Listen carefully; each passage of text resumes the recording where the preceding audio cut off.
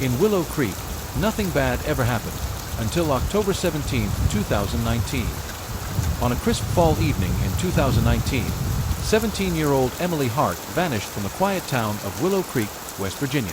She was last seen leaving cheerleading practice at Willow Creek High School around 6:15 p.m. A security camera showed her walking out the back of the gym, alone. She texted her mother, heading home. "Be there soon." That was the last anyone heard from her. When she didn't arrive home by 7 p.m., her parents, Diane and Mark Hart, became worried. By 9 p.m., they were in full panic. Emily's phone went straight to voicemail. Her 2004 Toyota Corolla was found in the school's parking lot. Keys in the ignition, purse on the seat, driver's door unlocked. The police were called. A formal missing person report was filed by 10:30 p.m. Within 24 hours, Willow Creek was a town in crisis. To those who knew her, Emily Hart was the kind of girl people admired. Bright, athletic, and ambitious, she was a senior preparing college applications, volunteering at the local animal shelter, and co-captaining the cheer squad. "She lit up the room," said her best friend, Kayla Dunning. "Everyone liked Emily. She didn't have enemies, or so people thought."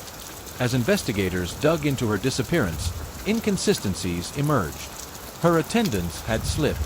She missed a few classes without explanation. Friends said she seemed distant in recent weeks. Then came the first real lead.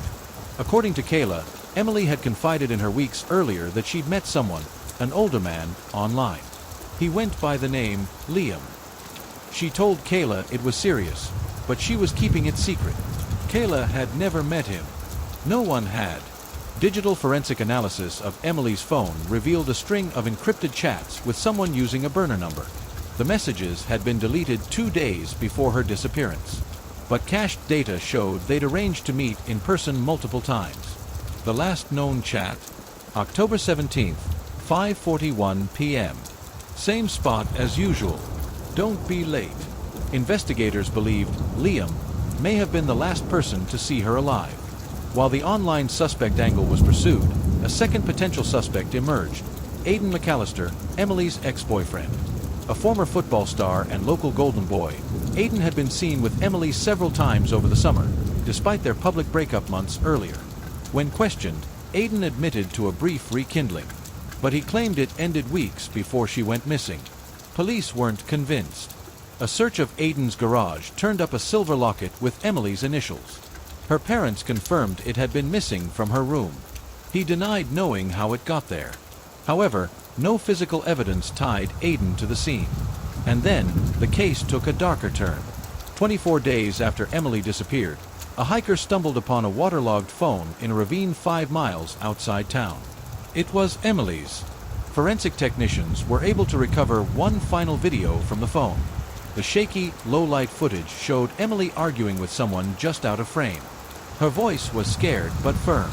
"Emily, you said I could trust you." "You lied." Male voice. "You told me you weren't going to tell anyone." "Emily, I have to. I can't live like this." Male voice. "Don't do this, Emily." The voice was not Aiden's. Voice analysis confirmed what police feared. The man in the video was Darren Coates, a 31-year-old assistant basketball coach at Willow Creek High. Darren Coates had no criminal record. Married.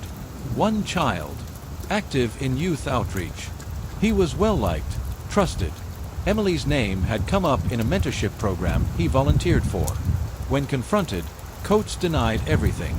But phone pings placed him near the school and the ravine area the night of her disappearance.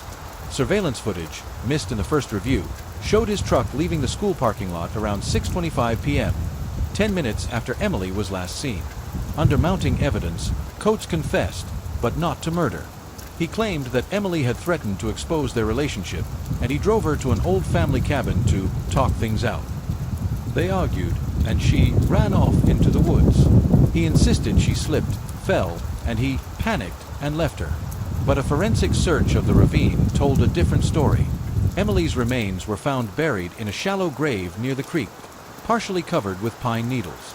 The autopsy confirmed blunt force trauma to the back of the head. There was no sign of a fall. Police believe Coates struck her during the argument and buried her in a panic. He had driven back the next day to move her phone, perhaps to muddy the timeline.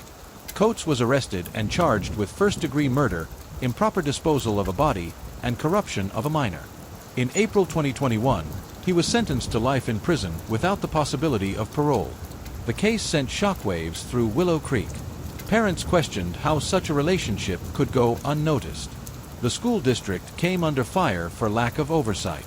The community, once idyllic, was now associated with a national tragedy. Emily's parents founded the Emily Hart Foundation, which now advocates for stronger protections against adult-student relationships and digital grooming. Emily was buried on November 17th, 1 month after she vanished. Over 800 people attended the funeral.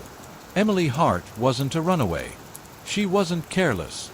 She was a bright, kind young woman trying to navigate a situation far more dangerous than she realized. Her story is a painful reminder that predators don't always lurk in shadows. They often wear the face of trust.